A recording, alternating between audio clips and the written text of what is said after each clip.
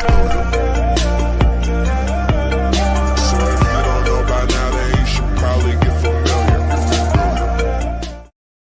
Assalamualaikum warahmatullahi wabarakatuh. Saya Muhammad Zakir Habib. Di sini saya akan membahas bagian awal, yaitu pengertian PPDB. Nah, PPDB itu sendiri merupakan penerimaan peserta didik baru yang merupakan sebuah langkah awal bagi sekolah untuk meningkatkan kualitas pendidikannya. Nomor 51 tahun 2018 bahwa penerimaan peserta didik baru merupakan proses seleksi akademis calon siswa pada jenjang tertentu dengan aturan yang telah ditetapkan atau ditentukan. PPDB ini dilaksanakan berdasarkan non-diskriminatif kelompok atau gender, agama, objektif, transparan, akuntabel, dan berkeadilan. Kriteria penerimaan peserta didik baru, yaitu ada 3. Yang pertama, kriteria acuan patokan, kriteria acuan norma, dan terakhir kriteria yang didasarkan atas daya tampung sekolah. Dan kriteria acuan patokan yaitu adalah penerimaan peserta didik yang didasarkan atas patokan-patokan yang telah ditentukan sebelumnya. Dan kriteria acuan norma atau norma criterion reference yaitu status penerimaan calon peserta didik yang didasarkan atas keseluruhan peserta didik yang mengikuti seleksi. Dan yang terakhir itu kriteria yang didasarkan atas daya tampung sekolah, yang sekolah terlebih dahulu telah menentukan beberapa jumlah daya tampungnya dan beberapa calon peserta didik baru yang akan diterima oleh sekolah tersebut.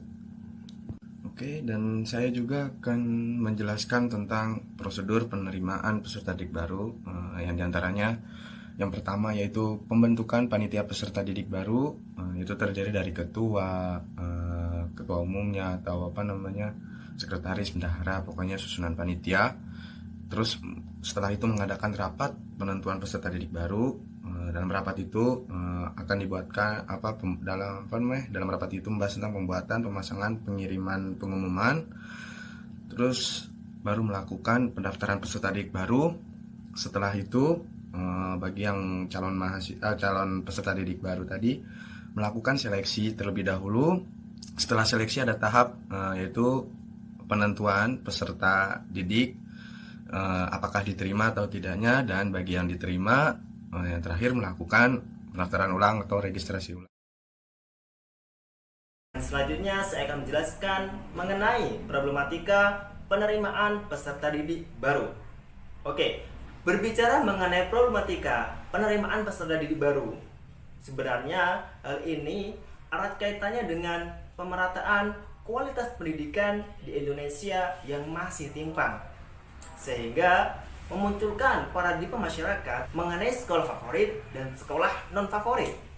Oleh sebab itu, pemerintah mengambil langkah atau mengambil tindakan dengan mengeluarkan Permendikbud nomor 51 tahun 2018 yang isinya kurang lebih seperti ini.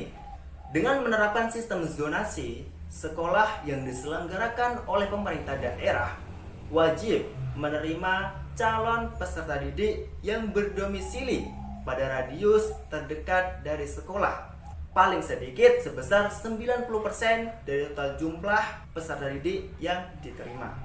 Dengan dikeluarkannya peraturan pemerintah tersebut masih belum bisa menjadi solusi yang tepat bagi pemerataan kualitas pendidikan di Indonesia.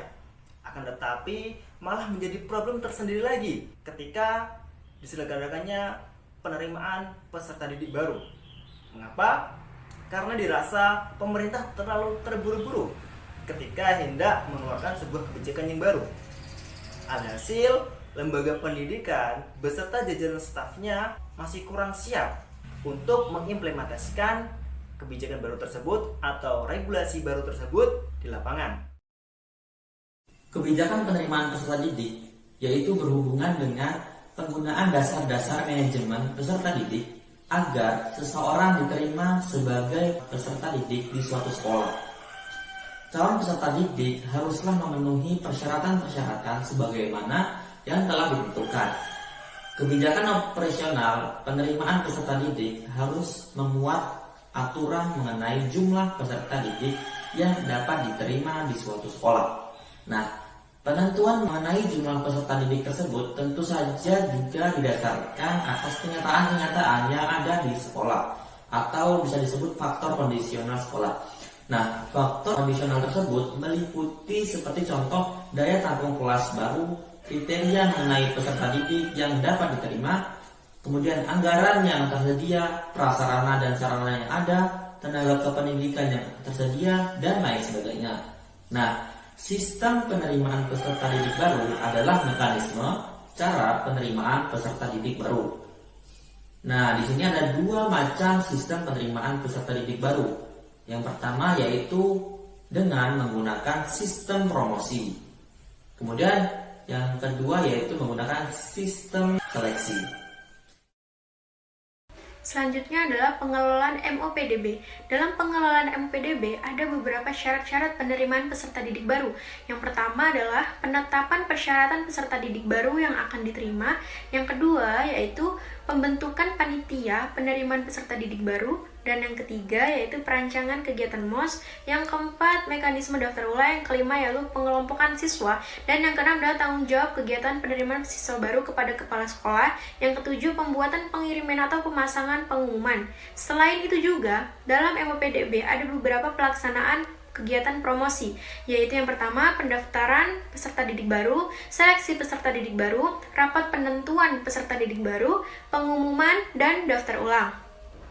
Pelaksanaan orientasi peserta didik baru, yakni melaksanakan tujuan MOS secara umum dan memberikan wawasan tentang kemadrasahan serta kegiatan pengembangan diri, membangun karakter pada siswa, kreativitas, dan kegiatan mendeskripsikan, menentukan perilaku, pengamalan, dan mengamalkan pendidikan agama. Di sini saya akan menjelaskan tentang manajemen PPDB di masa pandemi.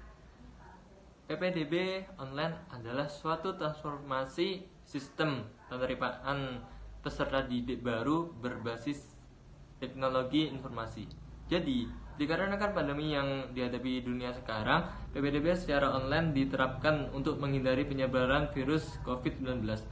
Sistem ini bertujuan memberikan kesempatan untuk memperoleh layanan pendaftaran secara cepat, transparan, melaksanakan penerimaan siswa baru dengan lebih praktis dan efisien, menjadikan basis data sekolah yang akurat, memberikan fasilitas akses informasi bagi masyarakat dengan cepat, mudah, dan serta akurat.